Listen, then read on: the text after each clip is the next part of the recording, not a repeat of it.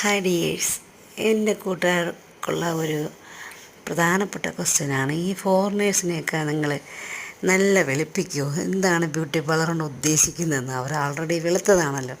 പക്ഷേ അതല്ല, നമുക്ക് അവരുടെ മെയിൻ ട്രീറ്റ്മെൻറ്റ്സ് എന്നൊക്കെ പറയുന്നത് കുറച്ച് ഇമ്പോർട്ടൻ്റ് ആയിട്ടുള്ള കാര്യങ്ങളുണ്ട്. അതിൽ ഒന്നെന്ന് പറയുന്നത് ഈ ടിൻറ്റിങ് ലാഷസ് ആൻഡ് ഐബ്രോസ് എന്ന് പറയും.